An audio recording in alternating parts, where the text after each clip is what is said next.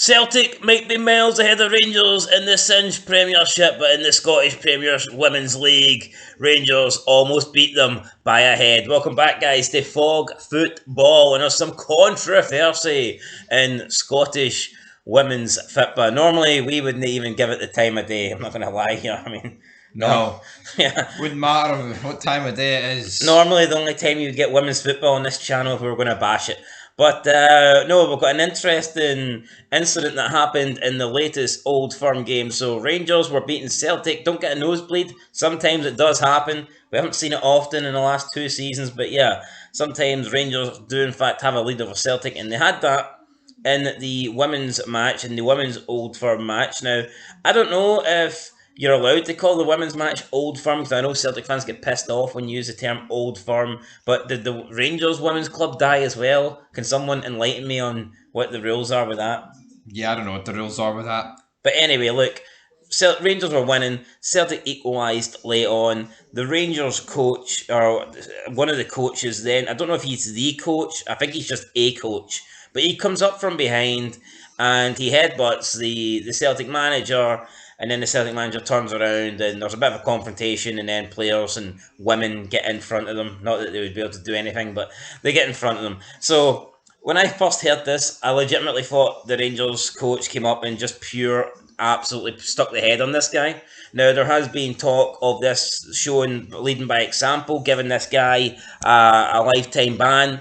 And now the police are apparently looking at the incident as well, and that they're going to follow up and stuff and whatever. The spokesperson from the police said inquiries to establish any criminality are in an early stage. So there you go. And Celtic manager says that someone pushed him from behind and that he got called a little rat as well. He doesn't know why that happened. But regarding the actual headbutt, I'm not condoning violence here, but Jesus Christ, this looked more like a love tap than a headbutt. I mean, we've seen way worse than this on football pitches, and if this guy got a lifetime ban for this, man, Jesus Christ. But it looked more like it looked more like when two players confront each other, square up to each other, and they rub their heads together. That's what this was like, but only the only thing is he done it from behind and the Celtic manager wasn't aware. Yeah. Now, he's in the wrong. I'm not denying that, right? He shouldn't have done it. He's in the wrong, and he probably deserves some sort of ban. But if this guy got a life ban for that, and if he did some sort of jail sentence like this, that would be, it would be incredible. I think it's getting blown out of proportion. He was like a dog that wanted attention. Yeah, I mean, it's getting blown out of proportion, especially by some... He's fucking got the attention. Yeah, he got it, especially by some Celtic fans. I mean, oh, come on, we've seen way worse than this in Old Firm games. I mean, Jesus Christ. Of course we have. This was a little love tap from behind with his head, and all of a sudden it's getting made out to be a big deal. I was called a little rat, but I don't know why. So look, obviously, I mean, it is what it is. Look, Celtic got the draw. That doesn't really matter. I don't think we really care about what happened in the game. It's all about the headbutt. But again, calling this a headbutt is... It's a stretch. Imagine if Michael Beale walked up and fucking headbutted Ange. How big that would be? Nobody cares about this. It'd be a lot bigger than this, but yeah, no. I mean, I think this has been too much has been made out of this. I just wanted to make a video to give my opinion. Honestly, it's like, yeah, he connects heads with him, but I mean, come on, this is not a headbutt. Yeah, and the fact that police are getting involved is... I mean, when Duncan Ferguson did it, it was understandable.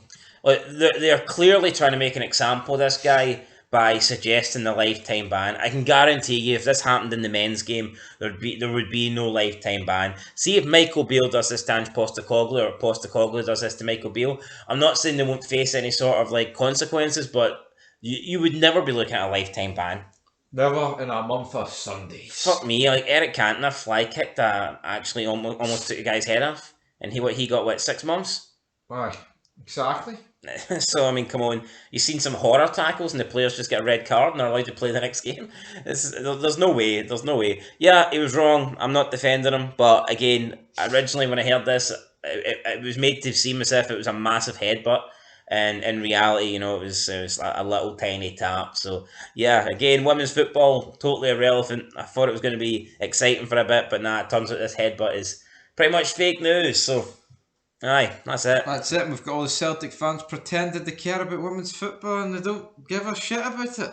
No, just like they don't give a shit about Scotland either, who, by the way, beat Spain by 2-0. I wish I could plant a headbutt on Rodri, but I would do it with more velocity than this guy did, that's for sure. That's it. And until next time, catch you in the next one. Peace.